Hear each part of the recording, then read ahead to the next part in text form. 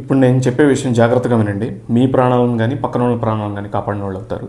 గత కొంతకాలంగా న్యూస్లో చూస్తుంటే వైజాగ్ బీచ్ కావచ్చు, చీరాల కావచ్చు, ఇంకొకటి ఏంటి బందర్ బీచ్ కావచ్చు, ఇలాంటి బీచెస్ నుంచి చాలామంది కొట్టుకెళ్ళిపోతున్నారు. బీచ్లోకి సముద్రంలో కొట్టుకెళ్ళిపోతున్నారనే న్యూస్లు చాలా ఎక్కువ వస్తున్నాయి. వీటికి కారణం ఏంటంటే రిప్ కరెంట్స్ అంటారు. రిప్ కరెంట్ అంటే ఏంటంటే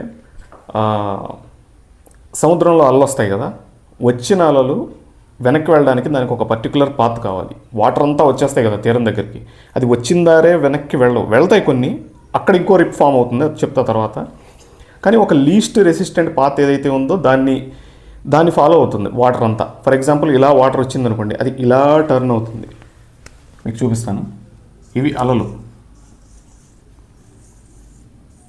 ఇది సముద్ర తీరం అనుకోండి. సో అలలు ఇలా వస్తున్నాయి, పైకి వస్తున్నాయి. వచ్చిన అలలు డైరెక్ట్గా ఇలాగే వెనక్కి రావు. ఈ వచ్చిన అల ఇలా టర్న్ అవుతుంది, తీరం వరకు ఇలా వచ్చి ఇలా లోపలికి టర్న్ అవుతుంది. ఇటు నుంచి వచ్చిన అల ఇలా టర్న్ అవుతుంది. సో ఇలా టర్న్ అయినప్పుడు ఏమవుతుంది, అక్కడ ఒక స్ట్రీమ్ అనేది స్టార్ట్ అవుతుంది, ఒక ధార, ఒక ప్రవాహం అనేది స్టార్ట్ అవుతుంది. ఇలా వచ్చిన వాటర్ అంతా ఇక్కడ వరకు వెళ్ళి ఇలా దీని లోపలికి వచ్చేస్తుంది. అంటే దీని లోపలికంటే ఆ వేలో వస్తుంది. అలాంటి స్ట్రీమ్, అలాంటి ప్రవాహాన్ని మనం రిప్ కరెంట్స్ అంటాం. ఈ రిప్ కరెంట్లో ఒక మనిషి ఇక్కడ ఉన్నాడు అనుకోండి, ఆటోమేటిక్గా సముద్రం లోపల వరకు తీసుకెళ్ళిపోతుంది. అంటే లోతుకు కాదు నేను అనేది, సముద్ర తీరం నుంచి దూరంకి తీసుకెళ్ళిపోతుంది అనమాట. చాలా స్పీడ్గా ఉంటుంది rip current. Like 10 meters per second ఆ రేంజ్ స్పీడ్ ఉంటుంది. అది 5 meters 10 meters. ఒక 10 seconds కళ్ళు మూసుకున్నామంటే 100 meter డిస్టెన్స్లో ఉంటాం. ఒక 10 meters లోపలికి 15 meters లోపలికి సముద్రం మనల్ని తీసుకెళ్ళిపోయిందంటే ఆటోమేటిక్గా ప్యానిక్ అయిపోతారు. ఎవరైనా ప్యానిక్ అయిపోతారు. అంటే మన కింద నేల తగలట్లేదంటే ఎంత ప్యానిక్ అవుతారు. అంత వాటర్ వస్తూ ఉంటుంది, ఇలా ఇలా కదులుతూ ఉంటుంది, ఎటు వెళ్ళాలో అర్థం కాదు. కాన్స్టెంట్గా మనం చూస్తూ ఉంటే సముద్ర తీరానికి దూరంగా తీసుకెళ్ళిపోతూ ఉంటుంది. ఇది చాలా ప్యానిక్ అవుతారు. ప్యానిక్ అవడం వల్ల చాలామంది ప్రాణాలను కోల్పోతూ ఉంటారు. రిప్ కరెంట్స్కి దూరంగా ఉండాలి, లేకపోతే ఆర్ఐపి అయిపోతాం అనమాట. Rest in peace. ఇవి ఎందుకు ఫామ్ అవుతాయంటే సముద్రం లోపల శాండ్ బార్స్ కావచ్చు, శాండ్ బెడ్ కావచ్చు, కొన్ని శాండ్ బార్స్ ఉంటాయి. ఫర్ ఎగ్జాంపుల్ ఇప్పుడు శాండ్ బార్ ఇక్కడ ఇలా ఉందనుకోండి, సముద్రంది, ఇంకొక శాండ్ బార్ ఇలా ఉందనుకోండి, దీని మీద నుంచి వచ్చేయాలా, దీని మీద నుంచి వచ్చేయాలా, ఇక్కడ కొంచెం తక్కువ మట్టం ఉంది కాబట్టి ఆటోమేటిక్గా ఇటే తిరుగుతుంది. ఆ వాటర్ అంతా ఇటే తిరుగుతుంది. వాటర్ దేన్ని ఫాలో అవుతుంది, ఎక్కడైతే తక్కువ రెసిస్టెన్స్ పాత్ ఉంటుందో దాన్నే ఫాలో అవుతుంది.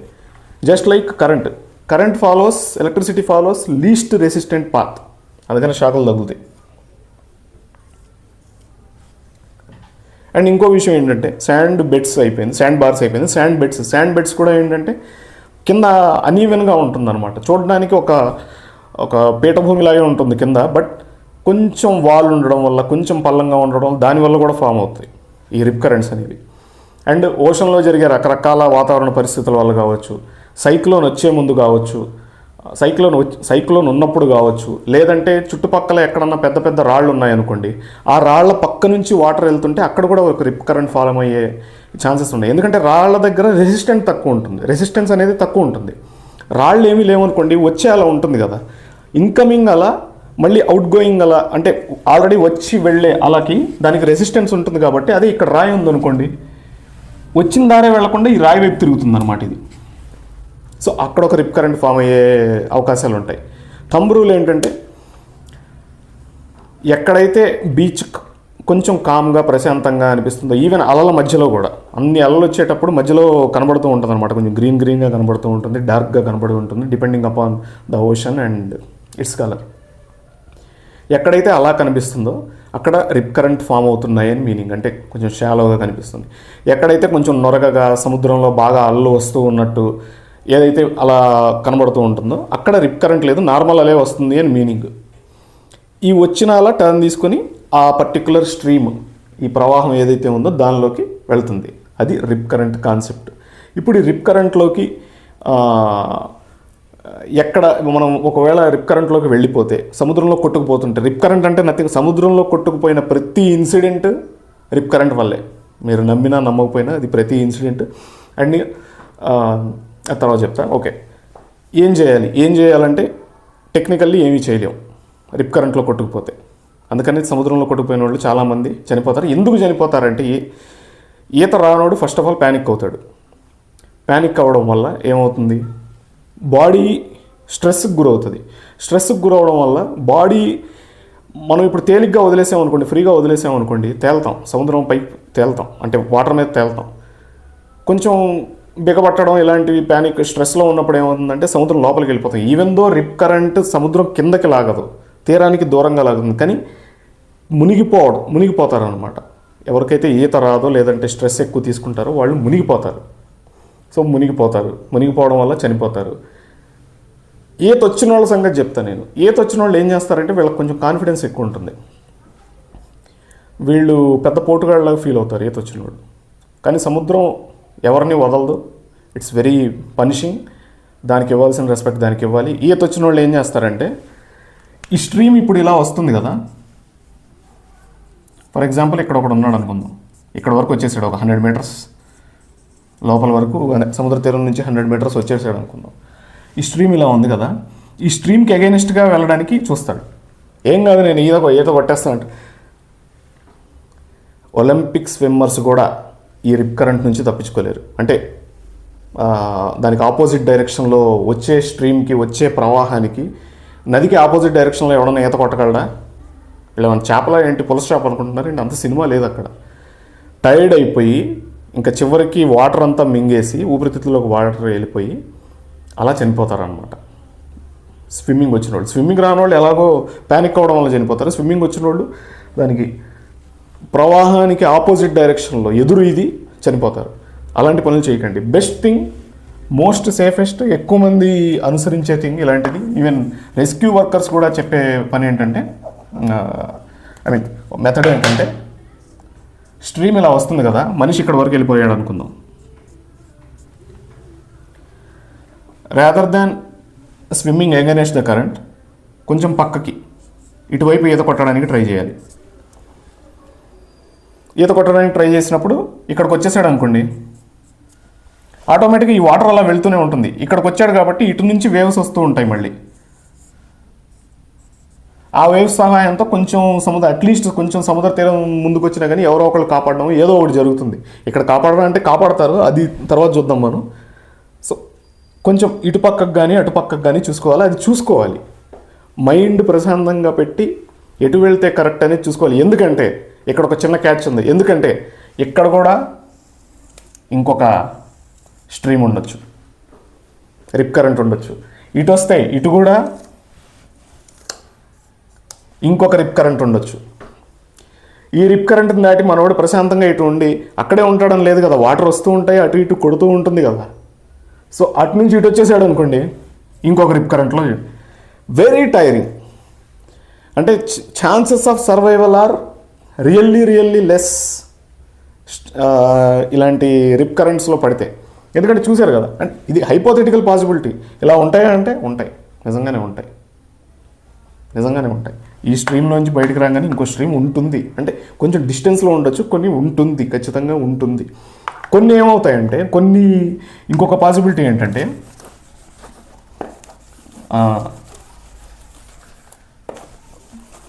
ఫర్ ఎగ్జాంపుల్ ఇటు ఒకటి ఉంది కదా, ఇలా ఒక అల వచ్చింది కదా, ఇలా ఒక అల వచ్చినప్పుడు కొన్నిసార్లు ఏమవుతుందంటే, ఈ అల ఇలా కిందకి ఒక స్ట్రీమ్ తీసుకొస్తుంది, రిప్ కరెంట్ తీసుకొచ్చి కొన్ని కారణాల వల్ల మళ్ళీ సముద్రంలో కొంచెం ప్రెషర్ డిఫరెన్స్ల వల్ల, లేదంటే హై టైడ్ రావడం, లో టైడ్ రావడం, రకరకాల కారణాల వల్ల ఇది కొంచెం ఇలా తిరుగుతుంది మళ్ళీ. అంటే ఒక సుడిగుండం కాదు కానీ సుడిగుండం టైప్, నాట్ టెక్నికల్లీ సుడిగుండం, ఇలా వచ్చి కొంత దూరం ఒక 10-20 మీటర్స్ 50 మీటర్స్ తీసుకెళ్ళి మళ్ళీ ఈ స్ట్రీమ్ ఇలా తిరుగుతుంది. మేబీ రాళ్ళు ఉండడం వల్ల, కింద శాండ్ బెడ్ అలా ఉండడం, బేసిక్గా శాండ్ బార్స్ వల్ల ఇలాంటి ప్రాబ్లం వస్తాయి. అందుకని శాండ్ బార్స్ ఏవైతే బీచెస్లో ఉంటాయో, ఆ శాండ్ బార్స్ ఉన్న బీచ్లు చూడడానికి చాలా బ్యూటిఫుల్గా ఉంటాయి, కొంచెం కామ్గా ఉంటాయి. కంపారిటివ్లీ ఇప్పుడు వైజాగ్ కావచ్చు, ఋషికొండ కావచ్చు, అలాంటి వాటితో పోల్చుకుంటే కొంచెం కామ్గా ఉంటాయి. బట్ ఈ డేంజర్ ఎక్కువ ఉంటుంది. సో ఇలా వచ్చి మళ్ళీ సముద్ర తీరం వరకు తీసుకొచ్చే ఛాన్స్ అనేది ఉంటుంది, సముద్ర తీరం వరకు. కానీ ఆల్మోస్ట్ ఇలా రావడం, మళ్ళీ అటు ఇటు టర్న్ అవ్వడం వల్ల ఏమవుతుందంటే, మనిషి ఇలా టర్న్ అవుతూ ఉండడం వల్ల మునిగిపోయే ఛాన్స్ ఉంటుంది. ఇక్కడ డెత్ ఛాన్స్ కూడా ఎక్కువ ఉంటుంది ఇలాంటి చోట. So it's all hypothetical. Next వచ్చేసి ఇంకొకటి పాసిబిలిటీ ఏంటంటే తర్వాత చూద్దాం. ఇలా మునిగిపోయేటప్పుడు కొంతమంది ఇక్కడ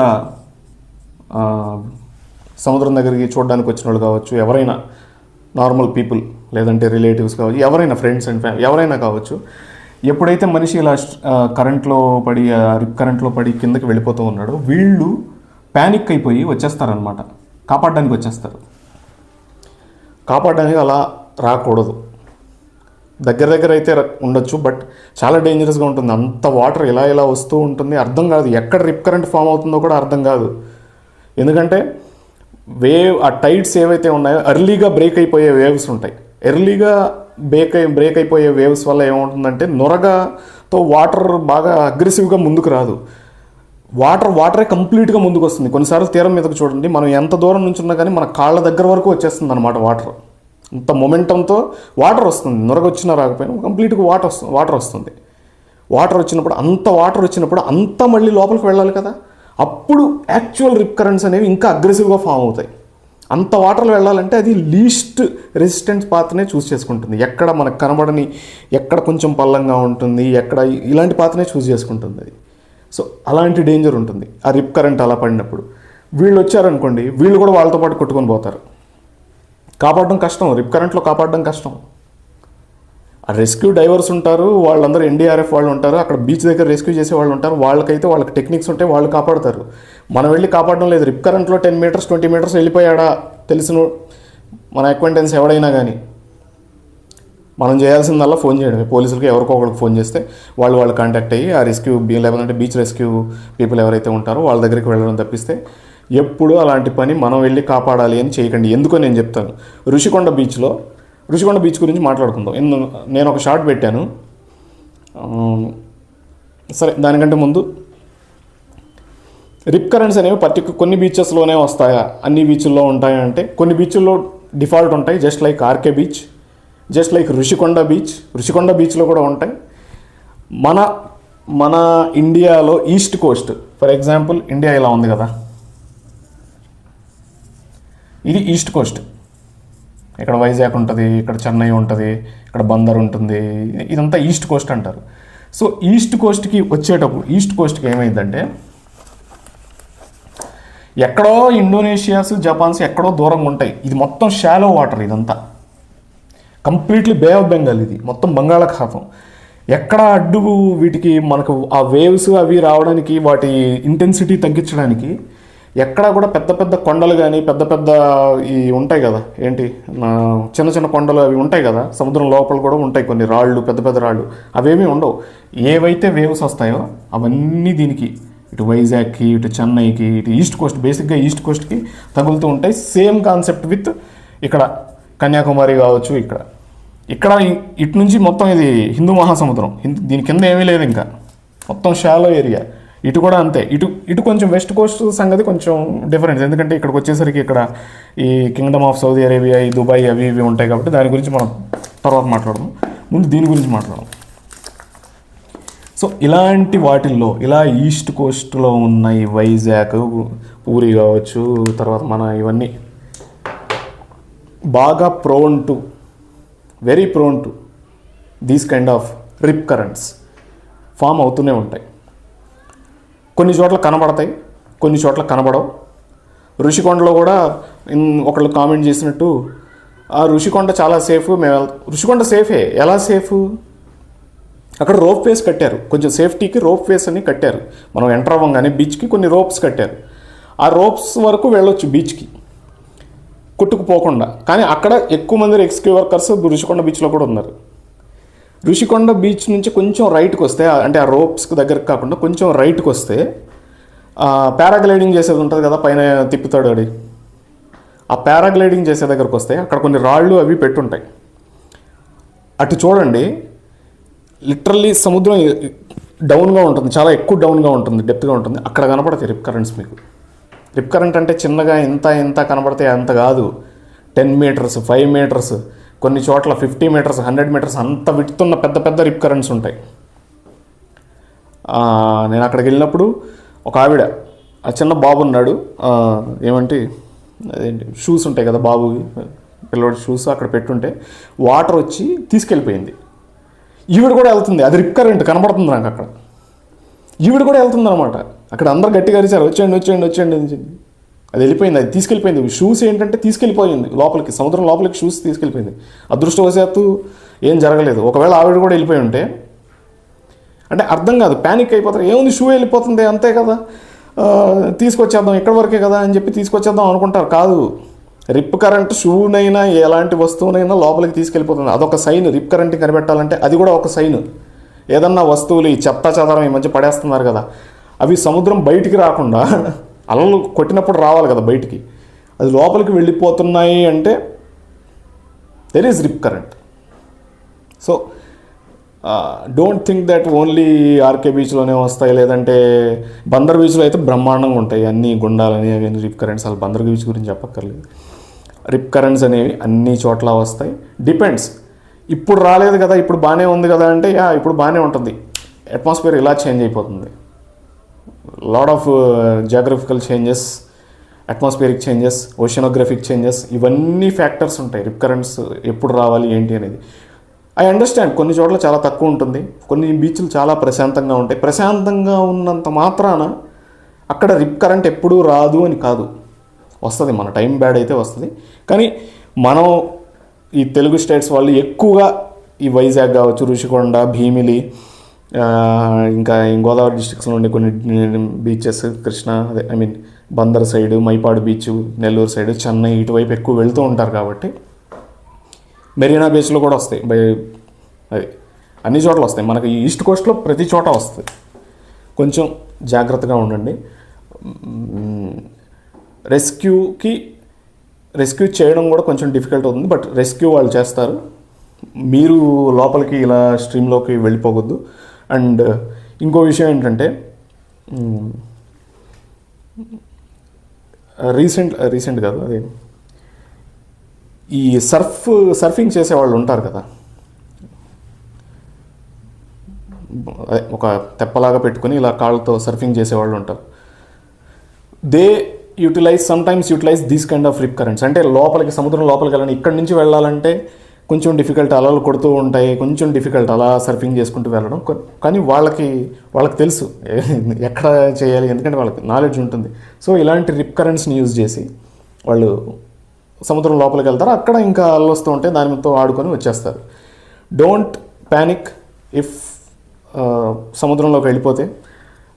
all you can do is, ఈత వచ్చినా రాకపోయినా ఇక్కడ వరకు వచ్చేస్తారు కాబట్టి, ఒక 100 మీటర్స్ 200 మీటర్స్ వచ్చేస్తారు కాబట్టి లై డౌన్ అంటే ఒక శవాసనం టైపు నేను ఫోటో పెడతా, అలా వేసి వేవ్ ద హ్యాండ్, ఇలా హ్యాండ్ కదుపుతూ ఉంటే అక్కడ రెస్క్యూ పీపుల్ ఎవరైతే ఉంటారో, రెస్క్యూ మెన్, వాళ్ళకి తెలుస్తుంది ప్రమాదంలో ఉన్నాడని తెలుస్తుంది. వాళ్ళు ఏదో ఒకటి చేసి తీసుకొస్తారు.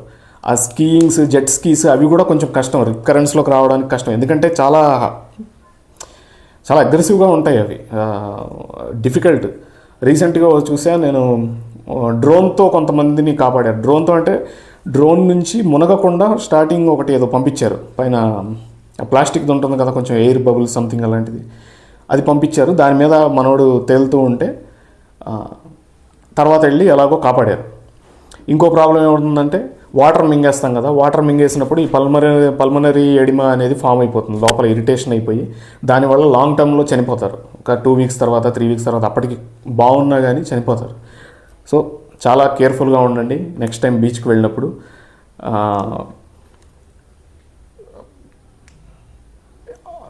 ఓన్లీ కొన్ని బీచెస్లోనే వస్తాయి, అన్ని బీచెస్లో రావు అనుకోవద్దు. ఎందుకంటే ఒక కామెంట్ చూశాను, నాకు బాధ వేసింది. అంటే వీళ్ళు వెళ్ళి చనిపోయారు అనుకోండి, ఆ ఫ్యామిలీకి అంతా బాధ ఉంటుంది. సరే వీళ్ళు చనిపోవడం గురించి పక్కన పెట్టండి, వీళ్ళతో పాటు ఆ ఫ్యామిలీ కూడా వీళ్ళని నమ్మి ఋషికొండ బీచ్లో రావు అని చెప్పారు. నాకు భలే కోపం వచ్చింది. ఎందుకు లేవు ఋషికొండ బీచ్? నువ్వు ఎంతసేపు రోప్ వే దగ్గర నుంచొని లేవు అంటే అలా అక్కడ 100 మంది కాదు, 1000, 2000, 3000 మంది ఉన్నారు రోప్ వే దగ్గర, మొత్తం అలా ఆడుకుంటూ బీచ్లో. అక్కడ నీకు కనబడదు వచ్చినా రాకపోయినా. కొంచెం సైడ్కి వస్తే అక్కడ స్కీయింగ్ అది అంతా, జెట్ స్కీ, పారాగ్లైడింగ్ చేసే చోట వస్తే అప్పుడు క్లారిటీగా కనపడుతుంది. ఈసారి అబ్జర్వ్ చేయండి ప్రశాంతంగా వెళ్ళి, ఎక్కడ ఉండొచ్చు ఎక్కడ ఉండకపోవచ్చు అని. ఒకటే రూల్, కొంచెం అలలు ఎక్కువగా వస్తున్నాయి అంటే పర్వాలేదు, అక్కడ ఉండొచ్చు. అలలు వస్తూ అలల మధ్యలో ఇలా బ్రేక్ అయిపోతుంది, లేదా అల త్వరగా బ్రేక్ అయిపోయి ఓన్లీ తీరం వరకు కొంచెం వాటరే వస్తుందంటే ఆ water at the end of the day rip current లాగా ఫామ్ అయ్యి ఎక్కడో చోట రిప్ కరెంట్లోకి వెళ్తుంది, కొట్టుకుపోతారనే మీనింగ్. అది థంబ్ రూల్. ఎక్కడైతే డార్క్గా కొంచెం షాలోగా అలా ఉంటుందో వాటర్, అది ఖచ్చితంగా రిప్ కరెంటే. అన్ని చోట్ల తీరం వెంబడి ప్రతి చోట ఉంటుంది. కొన్నిసార్లు 100 మీటర్లకు ఒక రిప్ కరెంట్ ఉండొచ్చు, 10 మీటర్లకు ఒక రిప్ కరెంట్ ఉండొచ్చు, తెలియదు మనకి. విడ్త్ అయితే 5 మీటర్లు ఉండొచ్చు, 10 మీటర్లు ఉండొచ్చు ఈ రిప్ కరెంట్ విడ్త్, అది కూడా తెలియదు. టైర్డ్ అయిపోతారు, అటు కానీ ఇటు కానీ మాత్రమే వెళ్ళాలి. అటు కానీ ఇటు కానీ వెళ్ళి మళ్ళీ ఇక్కడ ఒక హెడేక్, ఇక్కడ ఒక రిప్ కరెంటో లేకపోతే ఇక్కడ ఒక సుడిగుండం, అలా ఆ హెడేక్స్ ఉంటాయి, చాలా హెడేక్స్ ఉంటాయి. బెస్ట్ థింగ్ ఏంటంటే కొంచెం సేఫ్గా ఈసారి సముద్రంలో దిగేటప్పుడు ఒళ్ళు దగ్గర పెట్టుకొని దిగితే మంచిది. అండ్ నేను చెప్తున్నా కదా, అంటే నా కామెంట్ సెక్షన్లో చెప్పినట్టు ఈ బీచ్ సేఫ్, ఏ బీచ్ సేఫ్ కాదు నాన్న. మన కానీ టైం మంది కాదనుకున్నప్పుడు అన్ని బీచ్లు ఒకటే. జాగ్రత్తగా ఉండండి. అంతే. Thank you.